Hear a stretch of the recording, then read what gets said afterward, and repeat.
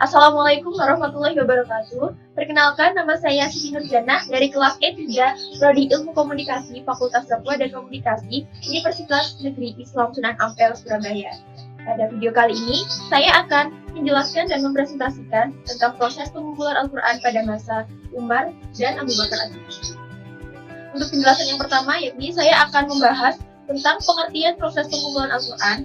Yang selanjutnya, yakni peran Umar dan sebab pengumpulan Al-Quran pada masa Abu Bakar As-Siddiq. Yang ketiga, yaitu metode zaid dalam pengumpulan Al-Quran. Dan yang keempat, yakni keistimewaan proses pengumpulan Al-Quran pada masa Abu Bakar. Baik, di sini saya akan menjelaskan tentang pengertian proses pengumpulan Al-Quran. Untuk menyatukan persepsi tentang istilah pengumpulan Al-Quran, terdapat dua pengertian yang terakomodasi di dalamnya.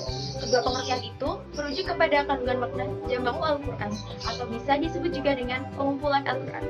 Makna yang pertama, yakni kata pengumpulan dalam arti penghafalannya di dalam lubuk hati.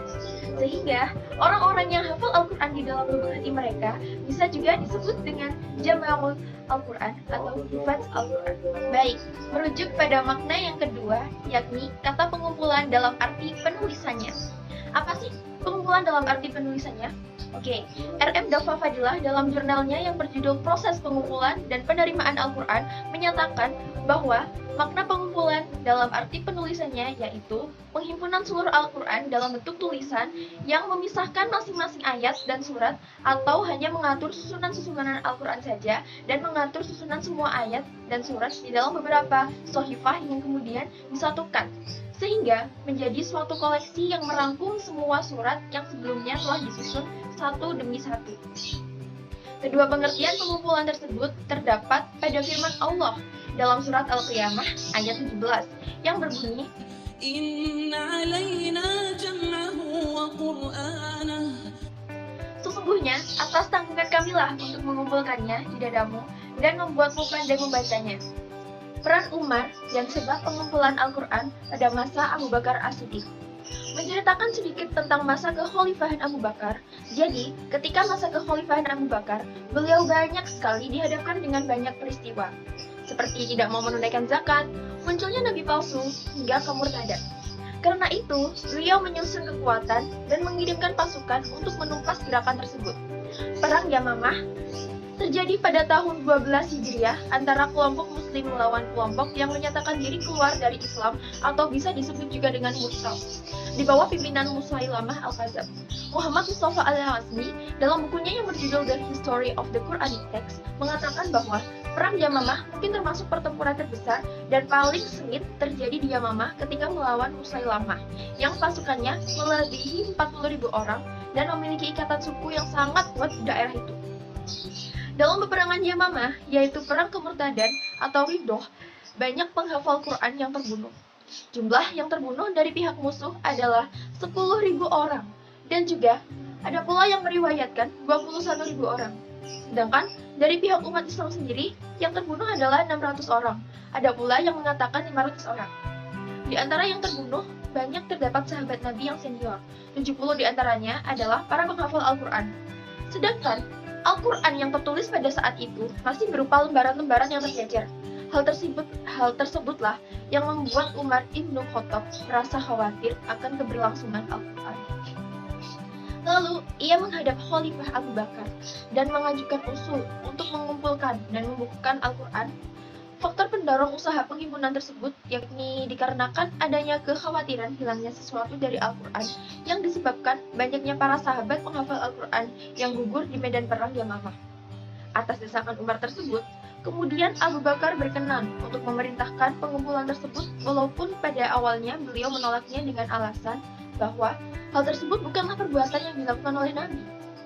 Namun, Umar meyakinkannya dengan alasan bahwa pembukuan tersebut adalah hal yang baik dan sangat penting.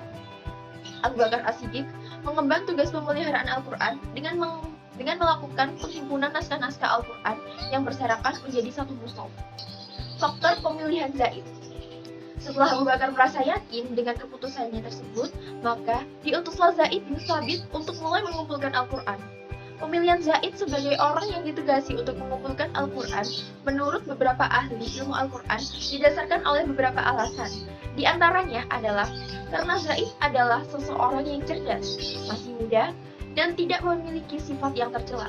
Selain itu, peranannya sebagai penulis wahyu di masa Rasulullah juga menjadi alasan yang mendasari pemilihannya. Metode Zaid dalam pengumpulan Al-Quran. Di sini, Zaid membuat butir-butir outline persyaratan pengumpulan ayat-ayat. Kemudian, Khalifah Abu Bakar menambahkan satu persyaratan lagi, jadilah keempat persyaratan tersebut. Persyaratan yang pertama yaitu apa yang ditulis di hadapan Rasul. Kedua, apa yang dihafalkan oleh para sahabat. Yang ketiga, untuk yang tertulis, yaitu apa yang tertulis di hadapan Rasulullah, dan paling tidak harus ada 2 orang saksi yang melihat saat dituliskannya. Tujuan mereka adalah jangan menulis kecuali jelas bahwa ia ditulis di hadapan Rasulullah SAW dan tidak mengandalkan hafalan belaka. Yang keempat, yakni hendaknya tidak menerima dari hafalan para sahabat kecuali apa yang telah mereka terima dari Rasulullah SAW. Umar menegaskan bahwa siapa yang hafal seluruh Al-Quran bukan sebagian dari Al-Quran, lalu hendaknya penghafal itu menemui kami, yakni Umar dan Zaid. Dengan persyaratan tersebut, Zaid bin Thabit memulai pekerjaan berat ini bersama beberapa sahabat lain. Maka, Zaid pun mulai mencari Al-Quran. Zaid mengumpulkan dari pelepah kurma, dari keping-kepingan batu, dan dari hafalan para penghafal. Bertindak sangat teliti dan hati-hati, Zaid tidak pernah mencukupkan pada hafalan semata tanpa disertai dengan tulisan.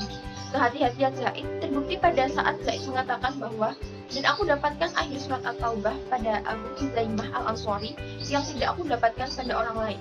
Perkataan itu dilontarkan karena Zaid berpegang pada hafalan dan tulisan. Jadi, akhir surat At-Taubah itu telah dihafal oleh banyak sahabat dan mereka menyaksikan ayat tersebut dicatat.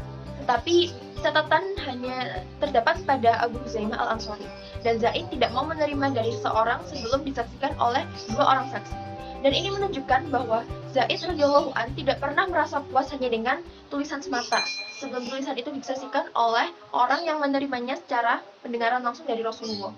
Sekalipun Zaid radhiyallahu an sendiri hafal, beliau bersikap demikian ini karena sangat berhati-hati. Keistimewaan pengumpulan Al-Quran pada masa Abu Bakar. Yang pertama, pengumpulan pada masa Abu Bakar dilakukan atas cara-cara pembahasan dan penelitian terdalam dan teliti pada metode penelitian. Yang kedua, yakni dialek Arab yang dipakai dalam pengumpulan ini berjumlah 7 dialek. Yang ketiga, para ulama sepakat bahwa Al-Quran ditulis satu naskah dalam pengumpulan ini disimpan oleh Abu Bakar karena kedudukannya sebagai pemimpin kaum muslimin. Status pengumpulan. Pengumpulan pada masa Khalifah Abu Bakar diterima secara sungguh-sungguh dan berhasil dengan kesepakatan para sahabat terhadap kesohian dan ketelitiannya. Serta mereka sepakat atas tidak adanya tambahan atau pengurangan. Kaum muslimin telah menyetujui tindakan Abu Bakar atas hal tersebut dan menganggapnya sebagai bagian dari jasa-jasanya yang banyak sekali. Sejarah Mushaf.